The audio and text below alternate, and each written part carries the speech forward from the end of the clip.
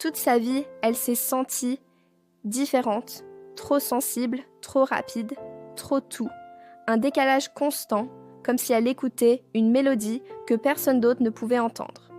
À l'école, les professeurs disaient qu'elle se posait trop de questions, qu'elle se prenait trop la tête.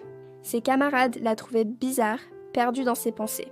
En couple, ses partenaires lui reprochaient de tout analyser, de tout dramatiser, de ressentir les choses avec une intensité démesurée. Chaque petite remarque devenait une montagne, chaque dispute une tornade émotionnelle. Et au travail, c'était l'épuisement.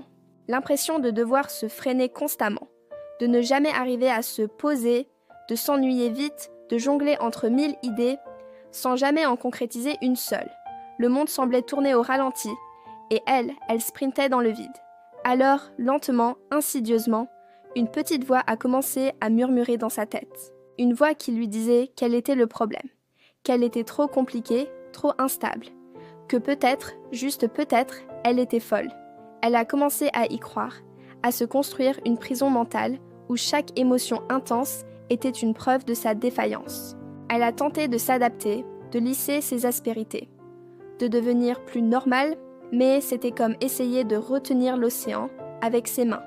Chaque effort l'a laissée plus épuisée, plus seule, plus persuadée de sa propre folie. Et puis un jour, après un énième burn-out, au bout du rouleau, elle a poussé la porte d'un cabinet. Le psy l'a écoutée, vraiment écoutée, sans la juger, sans la couper. Il a écouté ses pensées en arborescence, ses émotions en montagne russe, son sentiment d'être une extraterrestre. Après un long silence, il a prononcé un seul mot, une seule expression, haut potentiel intellectuel. Ce n'était pas une excuse, pas une étiquette pour se vanter, mais une clé, une explication. Soudain, tout prenait sens.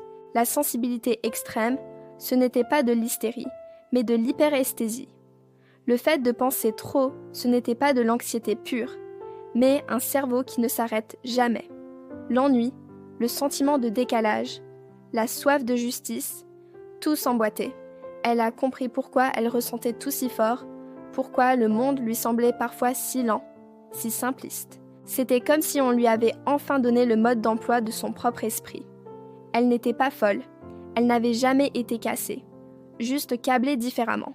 Et pour la toute première fois de sa vie, en comprenant sa différence, elle s'est sentie incroyablement normale, libre. Elle a arrêté de se battre contre elle-même et a commencé à s'apprivoiser. Le mot ne la définissait pas, non, il l'expliquait. Et cette explication a tout changé. Si cette histoire résonne en vous, si vous vous êtes déjà senti comme ça, partagez votre expérience dans les commentaires. Votre histoire compte.